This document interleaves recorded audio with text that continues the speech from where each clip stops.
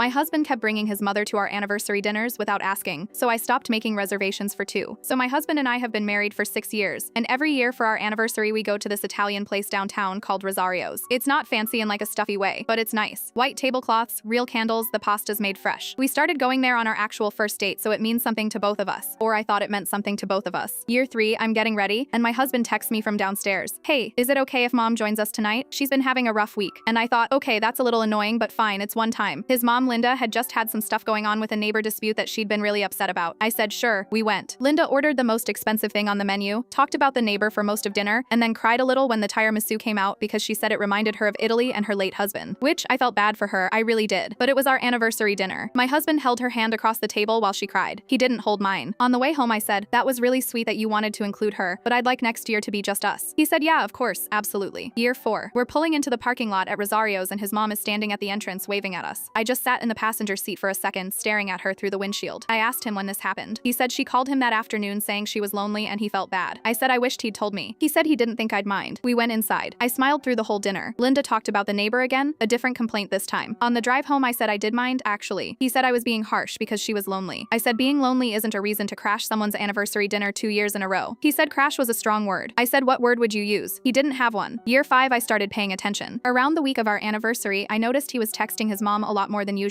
I didn't say anything. The day of, I asked if it was just us tonight. He said yes, definitely he'd already talked to her. We got to Rosario's, got seated, ordered drinks. About 10 minutes later, Linda walks in and my husband raises his hand to flag her down like he'd been expecting her. I watched him do it. He saw me watching him do it and he had this look on his face like he was bracing for something, and I realized right then that he had planned this and lied to my face about it 2 hours earlier. Linda sat down. She ordered the branzino. I drank my wine and I thought about what I was going to do about this because I was done explaining. I didn't bring it up at dinner. I didn't bring it up on the drive home either. My husband waited for me to say something, and when I didn't, he finally said he was sorry. She'd really wanted to come, and he didn't know how to tell her no. I said I understood, and I did, honestly. I just also understood that he'd made his choice 3 years in a row and wasn't going to stop making it, so I needed to make mine. This year, I made our anniversary reservation for one. I didn't tell him until we were already in the car. He looked at me and said, what do you mean one? I said exactly what it sounded like. He could have the reservation. I had a different plan. He said I was being insane. I said I was being consistent. He asked what that was supposed to mean. I told him it meant if he wanted to have dinner with his mother on our anniversary, he was welcome to, but I wasn't going to keep sitting across from her pretending it was something it wasn't. He called his mom from the car. I could hear her voice through the phone asking what was going on. He said he'd explain when he got there. I went to Rosario's by myself, got the corner table we always get, ordered the tagliatelle and a glass of the Barolo. The waiter asked if I was waiting for anyone and I said no, just me tonight. It was the most relaxed I'd felt on our anniversary in 3 years. My husband has since told me this was one of the most hurtful things I've ever done.